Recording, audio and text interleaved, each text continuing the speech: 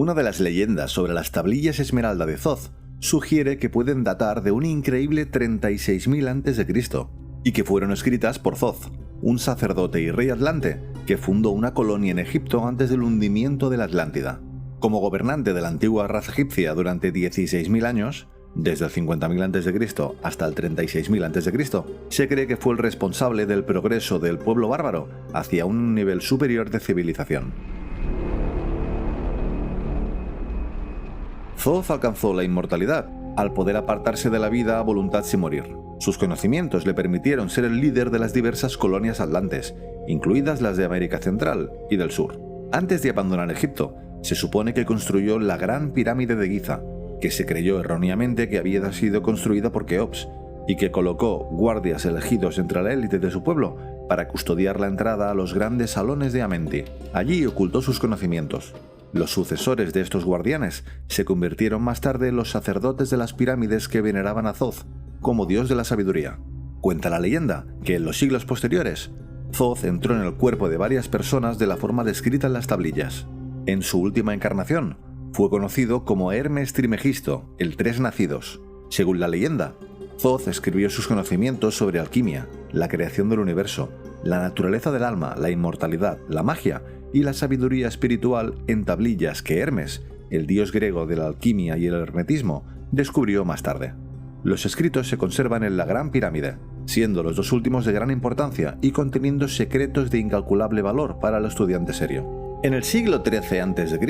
reinaba el caos en Egipto, también conocido como la antigua Ham, por lo que se envían delegaciones de sacerdotes a otras partes del mundo. Entre ellos se encontraban los de la pirámide, que llevaban consigo las tablillas como talismán, con el que ejercer su poder sobre las razas sacerdotales menos hábiles, los descendientes de las otras colonias atlantes.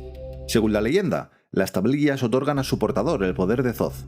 Algunos de los sacerdotes descubrieron la floreciente raza maya en Sudamérica, que había conservado gran parte de la antigua sabiduría, por lo que se establecieron entre ellos. Después de que los mayas fueron conquistados por los españoles, las tablillas fueron encontradas bajo el altar de uno de los grandes templos del dios del sol.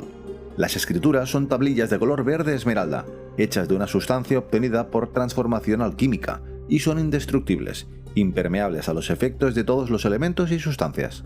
Incluso podría decirse que violan algunas de las leyes físicas que conocemos.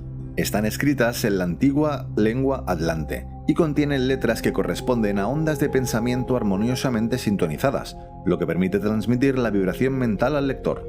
Las tablillas están sujetas con anillos de aleación de color dorado. Otra leyenda dice que las tablillas estaban escritas en un idioma conocido como el lenguaje de los pájaros, que era un código secreto utilizado por los iniciados para ocultar sus conocimientos a los no iniciados.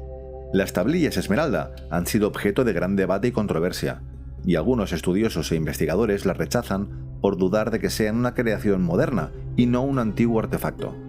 Otros creen que las tablillas son auténticas y contienen valiosas enseñanzas espirituales y místicas que se han transmitido a través de los tiempos. Los escritos de la tablilla encontrada han sido estudiados por eruditos del hermetismo, la alquimia y el esoterismo, y se consideran una fuente de inspiración y conocimientos de muchos movimientos esotéricos y tradiciones espirituales. El texto se considera un clásico del hermetismo e influyó en el desarrollo del ocultismo occidental. A pesar de la controversia y las dudas sobre su autenticidad, la tabla esmeralda de Hermes sigue siendo objeto de interés para muchas personas y ha servido de inspiración para varios libros, películas y mucho más. Se cree que es una valiosa fuente de conocimiento y sabiduría para los interesados en los aspectos espirituales y místicos de la existencia humana. Los orígenes de la alquimia occidental se remontan al Egipto helenístico, concretamente a la ciudad de Alejandría. Si nos fijamos en la historia de las tablillas como alquimistas, la situación es ligeramente distinta. Hermes Trimegisto es la figura más central de la mitología alquímica. Su nombre combina al dios egipcio de la sabiduría Thoth y su homólogo griego Hermes. Se cree que la hermética, supuestamente escrita por Hermes Trismegisto, es la base del pensamiento y la práctica de la alquimia occidental. También se cree que Hermes Trismegisto es el autor de la tabla de esmeralda. La leyenda cuenta que se encontró una tabla en una tumba bajo la estatua de Hermes en Tiana. El cuerpo de Hermes Trismegisto fue encontrado allí, con la piedra verde inscrita aún en sus manos. Al fin y al cabo, también en este caso, la leyenda atribuye la creación de la tabla de esmeralda al dios egipcio Thoth. Este dividió sus conocimientos en 42 tablillas de esmeralda, en las que codificó las leyes científicas básicas del universo. Tras la caída de los dioses, las tablillas herméticas se ocultaron hábilmente para que ningún ser humano pudiera descubrirlas. Solo Thoth, tras su regreso a aquel reino, logró extraer los misterios escritos. Las leyendas también dicen que las tablas esmeralda fueron escritas por el tercer hijo de Adán y Eva, Set. Se cree que fueron guardadas en el Arca de la Alianza. Otras leyendas afirman que la fuente original de las tablillas es la mítica ciudad de la Atlántida. En última instancia, la fuente de la tabla esmeralda original sigue sin estar clara, razón por la cual está rodeada de diversas leyendas.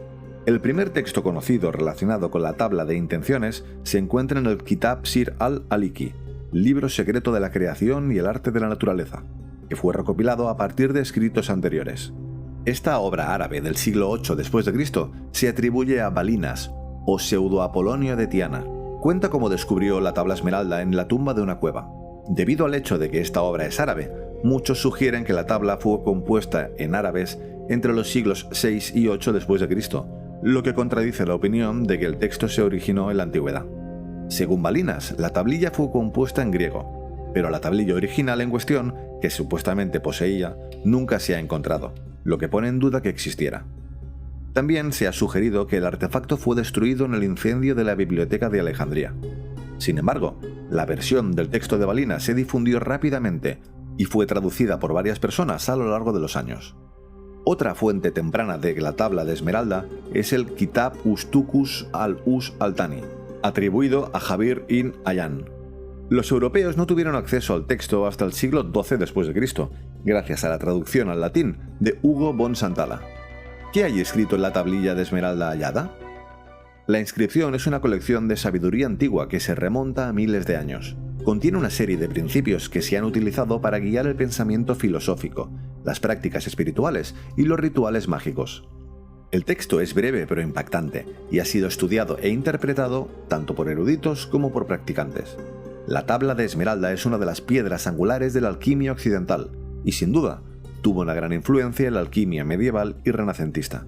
Quizá una de las más interesantes sea la traducción del texto realizado por Isaac Newton.